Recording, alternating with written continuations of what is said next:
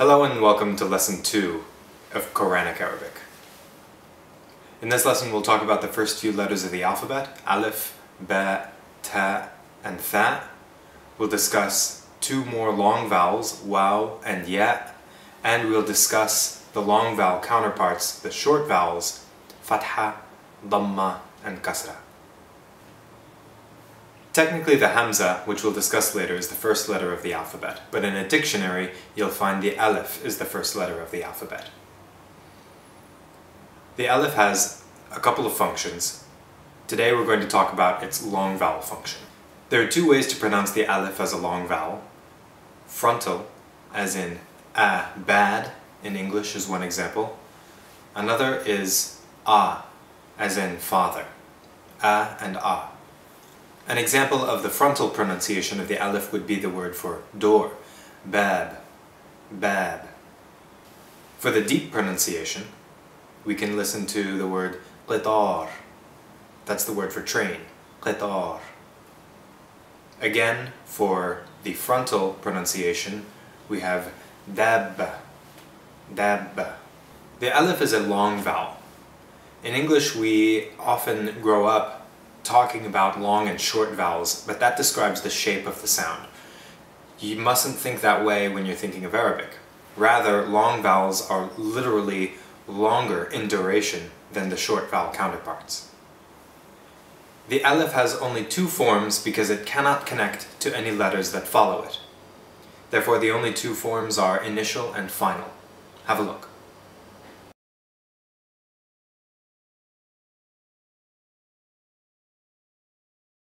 The second letter of the alphabet is ba, ba.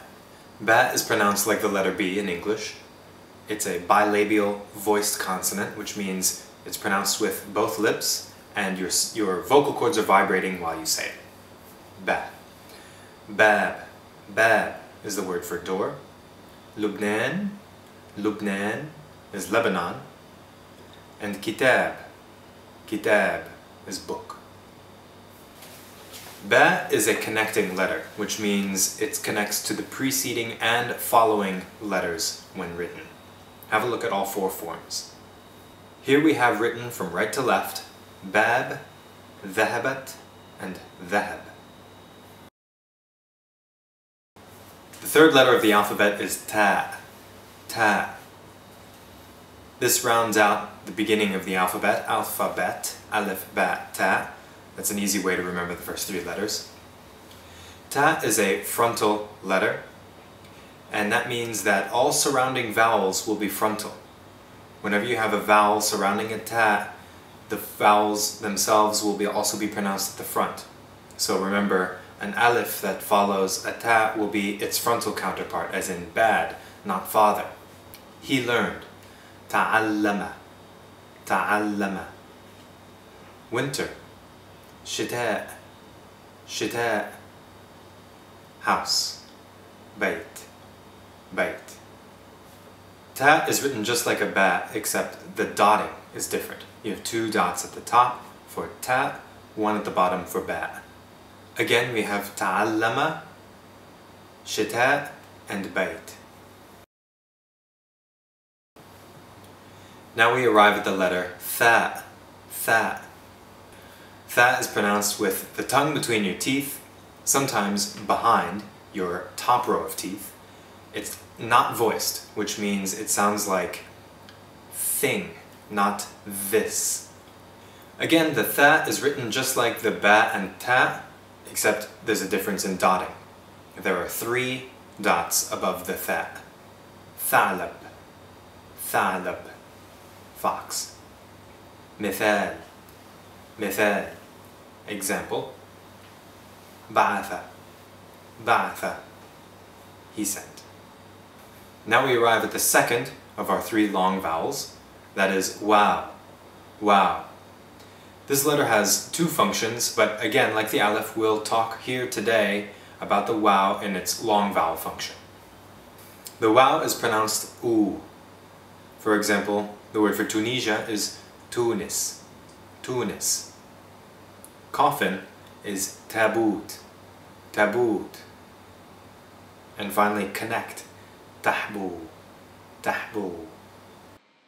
In its vowel form, the waw has only medial and final positions. If you see a waw in the initial form, you can be sure it's a consonant, not a vowel. Ya is the third and final long vowel. Again, we'll focus today on its function as a long vowel. Ya is pronounced like E as in street in English. So, for example, we have tathbeet. Tathbeet is establishing or fixing. We have deek as in rooster. And finally we have hamalani. Hamalani, which means he carried me. Look at the ya in the medial and final positions. This one will connect to letters preceding and following. Now, we're not going to include the ya in the initial position because in its initial position it does not function as a long vowel. So we'll get to that later. Now we arrive at the short vowels, each of which corresponds to the long vowels we've just studied, the alif, the waw, and the ya. Long vowels, as we mentioned, are literally longer in duration than the short vowel counterparts. So, alif, its short vowel counterpart is fatha, fatha. The waw's short vowel counterpart is dhamma, dhamma. And the ya short vowel counterpart is kasra, kasra. These vowels are usually not written. In the Quran, you'll often see them written, but in modern standard Arabic and in some hadith, they will not be written. So you've got to memorize them. The fatha can be frontal or deep, just like the alif. It depends on the surrounding letters. So for example, we have thabata, to establish or confirm, thabata. The fathas here, all three of them, are pronounced in the front, thabata. That resembles the sound in English for bed, or better yet, bet. It's very short and it's frontal, thabata.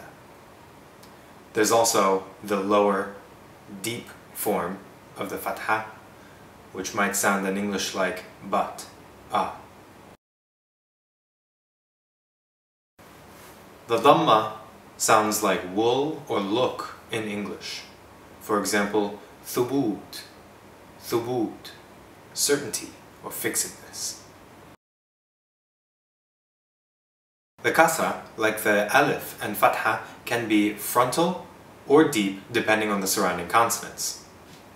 In its frontal form, it might sound like the E in keep.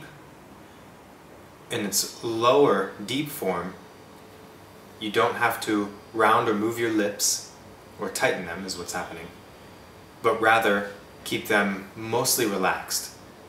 For example, the English word dip, dip. Keep versus dip. For example, tuthbit, tuthbit.